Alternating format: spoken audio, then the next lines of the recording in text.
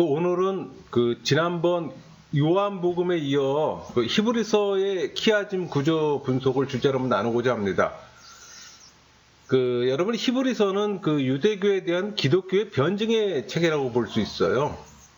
히브리서는 당시 유대교에서 기독교로 개정한 유대인들 중에서 동족의 박해를 못 이겨 다시 유대교로 되돌아가려는 사람들에게 그리스도의 우월성을 증거함으로써 또 배교를 방지하고 복음 전파를 촉진시키기 위해서 기록한 책입니다. 흔히들 또 레이기 주석서라고 얘기하기도 해요. 오늘도 이 책 마찬가지로 그냥 키아즘 구조 분석에 초점 맞춰서 나누고자 합니다. 우리 1장의 장제목은 천사보다 우월한 그리스도라고 보면 될 것 같네요. 내용 줄거리는 천사와 대조하면서 하나님의 영광의 광채요 또 그 본체 형상이신 예수 그리스도의 위대하심과 뛰어남을 구약을 인용하며 설명하는 내용입니다. 내용 분해를 하면은 1절부터 4절까지는 구약을 잇는 신약 계시의 전달자, 그러니까 예수 그리스도의 하나님의 아들로서의 실체를 나타내는 걸 표현한다면은 5절부터 7절까지는 예수 그리스도는 천사들과 달리 아들의 이름을 유일하게 가지신 분이에요. 하나님의 아들의 이름을. 그리고 8절, 9절은 그리스도는 천사들의 경배를 받으시는 통치자임을 나타난다면 10절에서 12절까지는 그리스도는 창조주로서 피조물과 달리 영존하신다는 내용. 그 다음에 13절, 14절은 천사는 성도를 섬기기 위해 파견되는 존재다. 이렇게 이제 볼 수 있죠. 구조 분석을 하면은 A와 A-는 아들이라면은 B와 B-는 천사예요. 핵심 단어가 그렇다는 얘기입니다. 그래서 요거는 수평대칭 구조예요. 교차대 구조가 아니라 수평대칭 구조로 볼 수가 있는 거죠.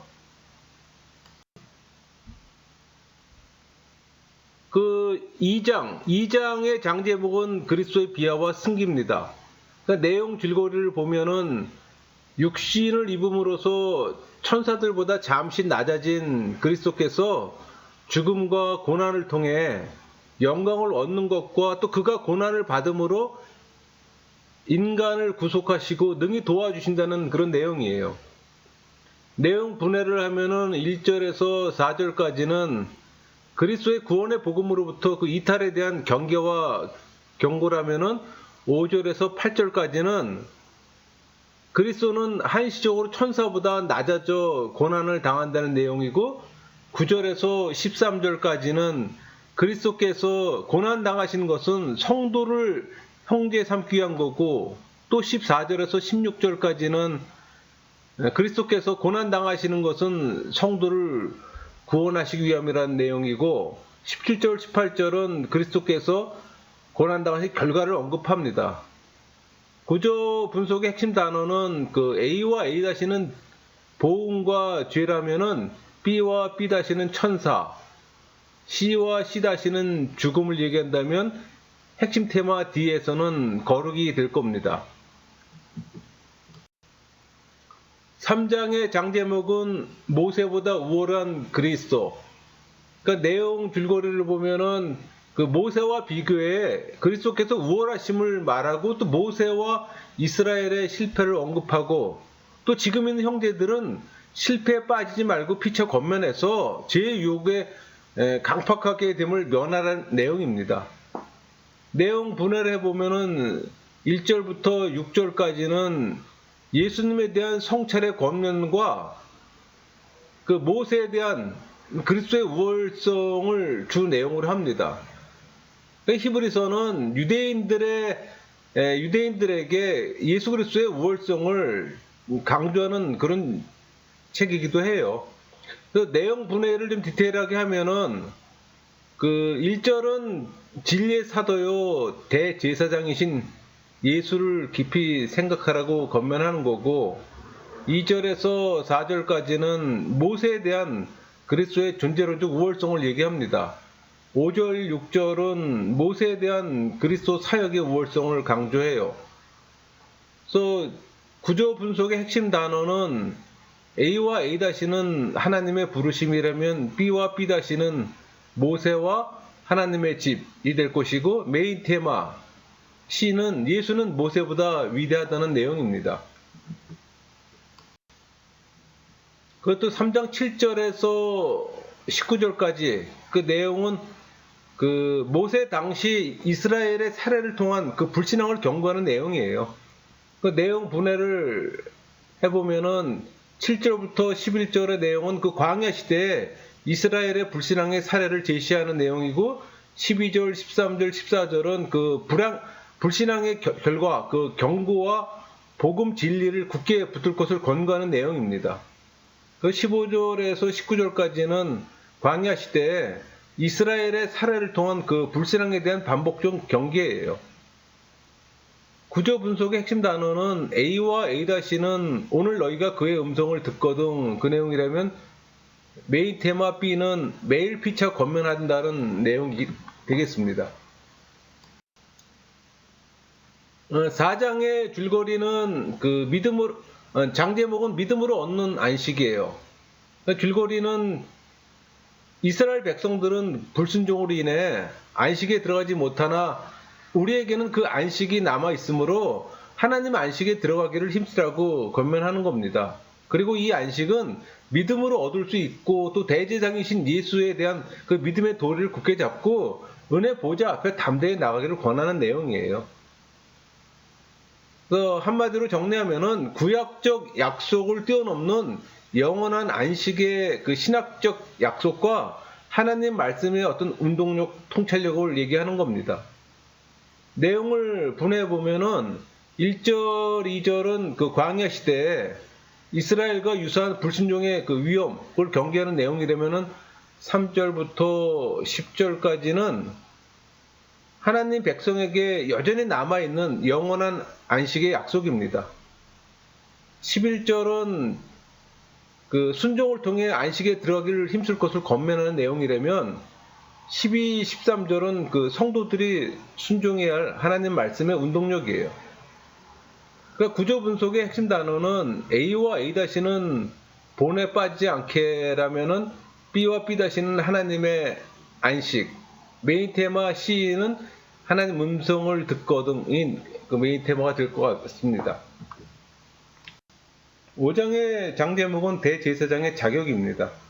그러니까 줄거리는 그 대제사장은 인간의 속죄를 위해 하나님께 제물을 바치는 그 중보적 직책이잖아요. 그러니까 인간 중에서 선택되어야 하며 또 타인뿐만 아니라 자신의 속죄를 위해서도 속죄제를 드려야 한다는 내용입니다. 또 이를 그리스도께 적용시켜서 그리스도께서는 이 자격에 부합될 뿐만 아니라 완전한 대제사장의 그림자인 그 멜기세덱의 반차를 쫓는 대제사장임을 또 말해요. 그리고 기독교 안에 들어온 지 오래되었음에도 불구하고 영적으로 미숙한 자들에게 그 단단한 식물도 먹을 수 있는 그 신앙의 장성한 자가 되어서 멜기세덱의 그 반차를 쫓는 대제사장에 관한 말을 이해하라고 지금 말하고 있습니다. 이 내용 분해라면 이거는 그 4장 마지막 구절하고 5장하고 연결이 됩니다. 그래서 4장 14절에서 16절까지 내용은 그 성도의 연약함을 불쌍히 여기는 그 대제사장 예수에 대한 믿음의 권면이라면은 5장 1절에서 10장까지는 그 아론의 후손의 대제사장직과 그리스도 대제사장직의 비교가 될 수가 있겠죠. 그리고 이 5장을 세분화시키면은 1절부터 4절까지는 그 사람 중에서 취한 아론 후손의 대제사장직이라면 5절, 6절은 하나님 뜻에 따른 그리스도의 대제사장직을 설명하고 7절에서 10절까지는 그 멜기세덱의 반차를 따른 그리스도의 영원한 대제사장직을 얘기합니다. 구조 분석의 그 핵심 단어는 A와 A-는 대제사장이 될 것이고 B와 B-는 고난, C, 메인 테마 C는 그 대제사장으로서의 선택되는 내용이 될 겁니다. 6장의 장제목은 그 하나님의 약속이고 그 6장의 줄거리를 보면은 그 퇴보되는 신앙생활을 하지 말고 계속적으로 장성하는 신앙생활을 하라고 권면하는 내용이에요. 또 아브라함의 예를 들어 그 아브라함이 자손에 대한 하나님의 약속을 굳게 믿고 또 인내함으로써 아들 이삭을 얻은 것처럼 약속과 성취에는 일정한 간격이 있다는 내용이에요. 그리고 약속의 소망을 바라고 굳센 믿음으로 인내하는 자만이 하나님의 축복에 참여하게 된다는 내용입니다. 내용 분해하게 되면은 그 5장의 마지막 단락하고 6장하고 연결이 되는데 그 5장 11절에서 6장 3절까지는 히브리 그 성도들의 그 영적 유치성에 대한 책망과 뭐 신앙 진보에 대한 권면이 되면은 6장 4절에서 그 12절까지 배교에 대한 심판 경고와 또 믿음의 권고입니다.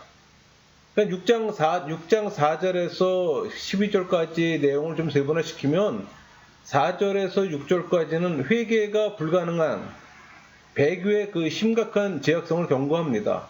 또 7절, 8절은 그 배교자들의 실상과 그 심판에 대한 비유적 경고가 내용이라면 9절에서 12절까지는 끝까지 믿음과 인내를 지켜 약속을 받을 것에 대한 권고예요. 이 교세구조 구조의 그 구조 분석의 핵심 단어는 A와 A-는 성장을 위한 바람이라면 B와 B-는 구원받지 못하는 사람이라고 하면 될 것 같네요.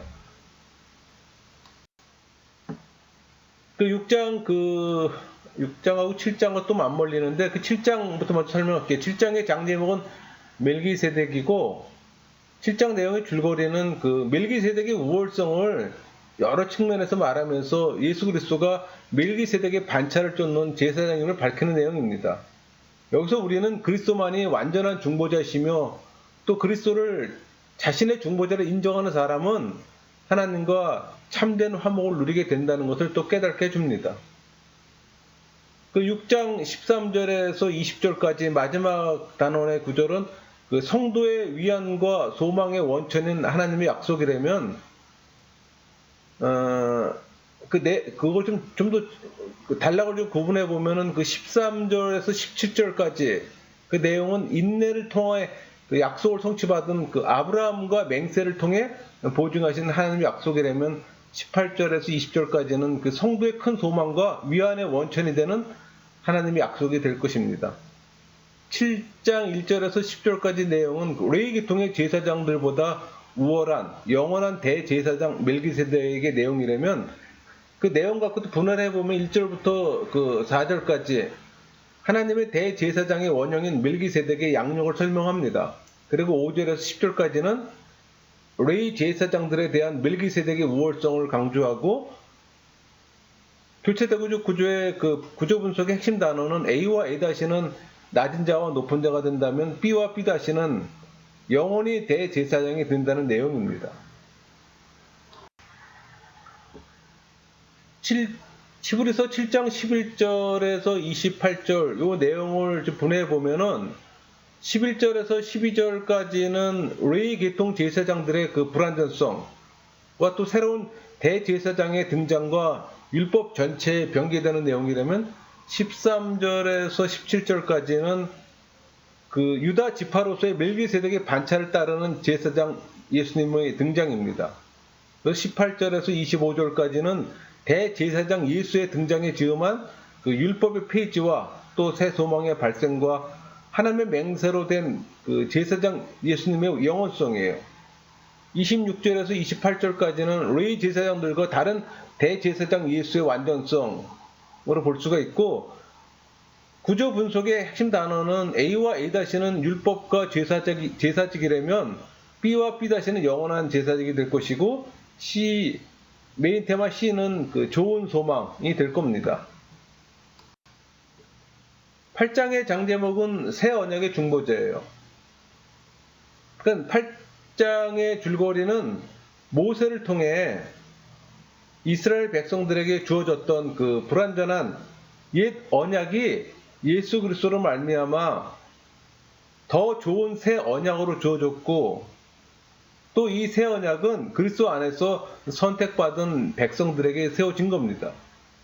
내용 분해를 해보면은 1절, 2절은 예수님께서 대제사장 직무를 수행하시는 곳은 하늘의 성소고 3절에서 5절까지 내용은 옛 언약을 따른 제사장들이 섬겼던 지상 성소는 하늘 성소의 그림자라는 겁니다.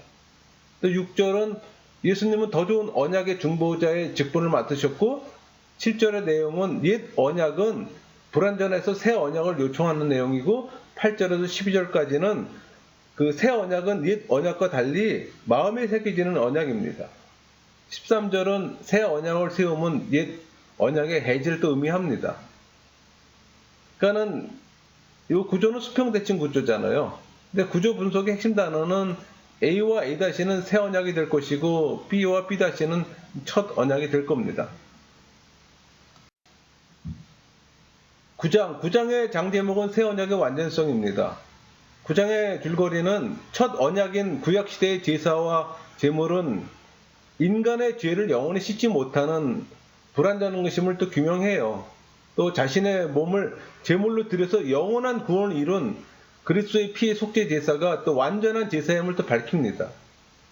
내용 분해는 1절부터 10절까지 내용은 그 첫 언약의 율법에 따른 성소나 제사법은 그 불완전한 그림자에 불과한 지상 성소와 그 예법을 말합니다. 반면에 11절, 12절은 그 새 언약의 대제사장인 그리스도와 온전한 하늘의 성소를 언급하고 13절, 14절은 그리스도의 피의 효력은 구약의 희생제사보다 뛰어나다는 내용이고 15절에서 17절까지 내용은 하나님의 새 언약은 그리스도의 피로서 효력을 또 발하게 되는 거고 18절에서 22절까지 내용은 구약시대의 옛 언약 역시 동물의 피로서 효력을 발하였음을 또 언급합니다. 교차대구조 구조의 이 구조 분석의 핵심 단어는 A와 A-는 예배의 기구라면은 B와 B-는 피가 될 것이고 C와 C-는 속죄, 그 다음에 메인 테마 D는 양심을 죽은 행실에 깨끗이 한다는 내용입니다. 9장 23절에서 28절 내용은 단번에 자기를 제물로 드리신 예수 그리스도의 속죄 제사예요. 내용 분해를 하면은 23절, 24절은 더 좋은 제물이 요구되는 하늘 성소의 제사와 하늘 성소로 들어가신 대제사장 그리스도의 첫 번째 등장입니다. 그러니까 25절은 해마다 동물 피로서 성소에 들어가는 것과 달리 반복해서 자기를 희생으로 드리지 않으셨다는 내용이에요. 그러니까 26절에서 28절 내용은 그 단번에 많은 사람들의 죄를 담당하기 위한 그 그리스도의 속죄 제사와 구원의 최종 실현을 위한 두 번째 등장 예고의 내용입니다. 그러니까 교체대구조 구조의 구조 분석의 핵심 단어는 A와 A-는 나타난다는 내용이고 핵심 테마 B는 희생 제물이 될 겁니다. 10장의 장 제목은 그리스도 희생의 영원성입니다. 그러니까 내용을 보면 그 완전한 그리스도의 속죄를 희미하게 미리 보여주는 구약 제사의 그 불완전함을 또 말하면서 예수 그리스도께서 드리신 이 속죄 제사는 단회적일 뿐만 아니라 인간의 죄를 말끔히 씻어준 완전하고 영원한 것을 또 말해요. 그러니까 1절부터 18절까지 내용을 한마디로 정리한다면 구약 제사의 불완전성과 또 그리스도 제사의 완전성과 영원성을 이제 비교하는 거죠. 내용 분해를 하면 1절부터 4절까지는 구약 동물 제사의 불완전한 효력을 얘기한다면은 5절에서 10절까지는 자기 몸을 속죄 제물로 드리신 예수 그리스도의 제사입니다. 11절부터 18절까지 내용은 더 이상의 제사를 불필요하게 한 완전하고도 영원한 예수 그리스도의 제사를 얘기합니다. 구조가 수평대칭 구조죠. 그러니까 구조 분석의 핵심 단어는 A와 A-는 제의를 없이 하지 못함이라 한 내용이라면 B와 B-는 거룩함이 될 겁니다. 10장 19절에서 39절 내용 분해를 해보면은 19절에서 22절까지는 대제사장 그리스도는 하나님께 나아가는 그 새로운 생명의 길이고, 또 성도는 진실한 마음과 온전한 믿음으로 또 하나님께 나아가야 된다는 내용입니다. 23절에서 25절까지는 성도는 신앙의 소망을 견고하게 붙들어 성도는 서로 격려하며 모이기를 힘써야 된다는 내용입니다. 반면에 26절에서 31절까지는 배교자들에 대한 심판의 경고예요. 그리고 32절에서 34절 내용은 고난받는 성도들에 대한 위로와 격려가 내용이라면 35절에서 39절까지는 믿음의 인내를 위한 권면의 내용입니다.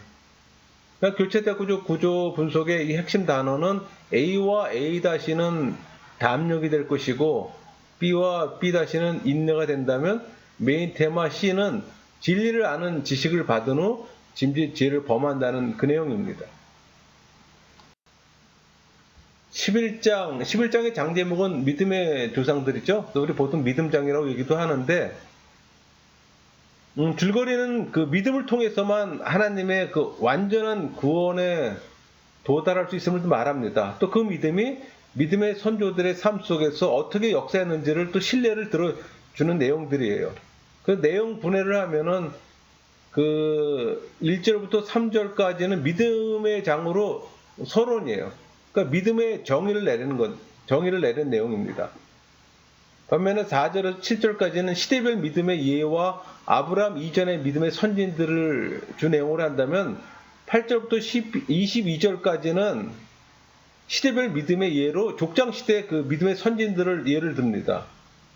그러니까 8절에서 그 22절 그 내용을 좀 세분화시키면은 8절부터 10절까지는 부르심에 순종한 아브라함의 믿음과 이삭, 야곱의 믿음을 설명하고, 11절, 12절은 약속을 붙들고 자녀를 얻은 아브라함과 사라의 믿음을 제시합니다. 반면에 13절에서 16절까지는 하늘의 본향을 사모하며 이 땅을 나그네로 산 족장들의 믿음을 설명하고, 17절에서 19절까지는 믿음의 부활의 믿음으로 그 독생자 이삭을 제물로 드린 아브라함의 믿음을 언급합니다. 20절에서 22절까지는 미래를 내다보고 후손들을 축복한 이삭과 야곱과 요셉의 믿음을 언급합니다. 그리고 그 11절에서 여러분 그 11절에서 11장 23절에서 31절 요 내용을 좀 하나로 좀 정리를 하면은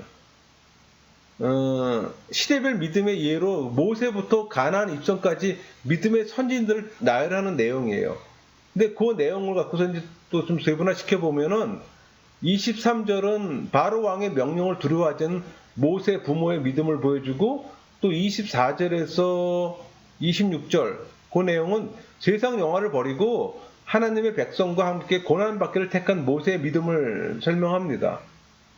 그리고 27절, 28절은 이스라엘 백성을 출애굽시킨 모세의 믿음을 설명하고, 29절은 홍해 바다를 육지처럼 건넌 이스라엘의 믿음, 또 30절, 31절은 여리고성을 무너뜨린 이스라엘 믿음 및 그 기생 라합의 믿음을 언급합니다.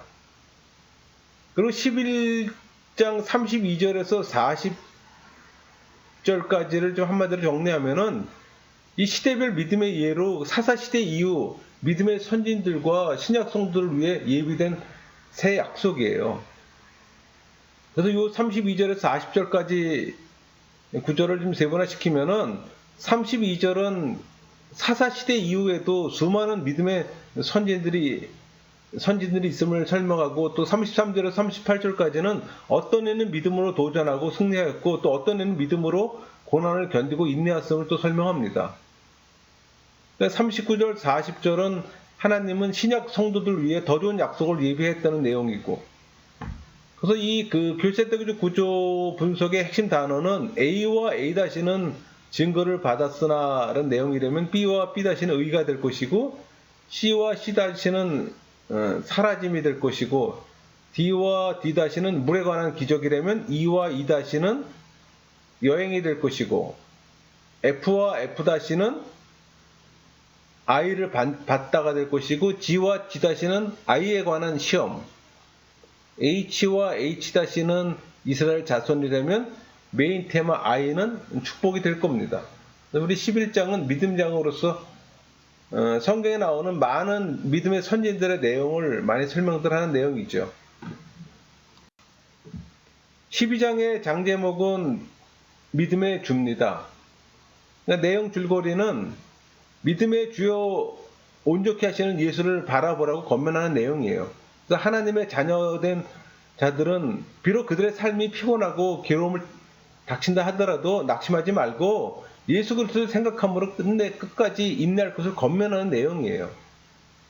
내용 분해를 해보면은 그 1절부터 3절까지는 예수를 바라보고 인내하며 달리는 그 성도들의 믿음의 경주를 말한다면 3절에서 11절까지는 징계의 의와 유익과 징계되는 성도들의 분발을 촉구하고 12절에서 14절까지는 징계받는 성도는 신앙적으로 분발과 신앙 공동체 화평과 거룩을 위한 권면입니다. 15절에서 17절까지는 화평과 거룩을 위협하는 분열과 육신의 욕망에 대한 경계라면은 18절에서 29절까지는 구약 이스라엘의 총회와 신약 교회의 대조를 통해 배교의 경고 및 은혜와 경건의 삶을 권고하는 내용입니다. 그러니까 교체대구조 구조로서의 구조 분석의 핵심 단어는 A와 A-는 권고의 말이라면 B와 B-는 P가 될 것이고 C와 C-는 인내가 될 것이고 메인 테마 D는 거룩함이 될 겁니다. 13장의 장제목은 그리스도인의 생활. 내용 줄거리는 그리스도인의 신앙생활에 대한 것으로 먼저 형제, 남녀관계, 금전 문제 이런 사회적 생활의 교훈을 말하는 내용입니다. 그리고 또 영적 지도자들에게 순종하고 또 찬미의 제사를 드리고 선을 행하며 서로 나눠주라고 권면하는 내용이에요. 내용 분해를 하면은 1절부터 6절까지는 형제 사랑의 용기, 그러니까는 형제 사랑과 용기의 권면, 음욕과 탐욕의 경계, 그런 내용이라면 7절부터 9절까지는 선진들을 본받아 한결같은 신앙을 지킬 것을 권면합니다. 또 10절에서 12절까지는 속죄 제물이 되신 그리스도의 고난의 발자취를 따라서 고난에 동참할 것을 권면하는 내용이에요. 또 13절에서 17절까지는 찬송과 선행의 제사를 드릴 것에 대한 권면이고 또 인도자들에 대한 순종, 복종의 권면입니다. 18절에서 25절까지는 중보기도의 요청, 송영, 문화 인사들로 마무리 짓는 끝맺음의 말입니다. 이 교체대구조 구조의 구조 분석 핵심 단어는 A와 A-는 갇히고 풀린 내용이라면 B와 B-는 바울은 너희와 함께 한다는 내용이고 C와 C-는 인도자, 그러면 D와 D-는 영문 받게 되겠죠. 제가 여러분들하고 지금 같이 나눴는데 제가 순수하게 수평대칭 구조와 교체대구조 구조의 분석으로만 다뤘습니다. 그래서 여러분들이 이 히브리서에 대한 공부는 별도로 하시고 이 구조 분석으로 여러분들이 함께 좀 성경을 갖다 놓고 찾아가면서 형광펜으로 이렇게 구조 분석을 해보면은 이렇게 몇 번만 해보면 이제 그 감이 생겨요. 감이 익히게 됩니다. 그럼 그 다음부터는 쉽게 할 수 있는 그런 형태 이루어질 수가 있어요. 그러니까 그런 수고는 여러분 좀 해야겠죠. 여기서 마치도록 하겠습니다.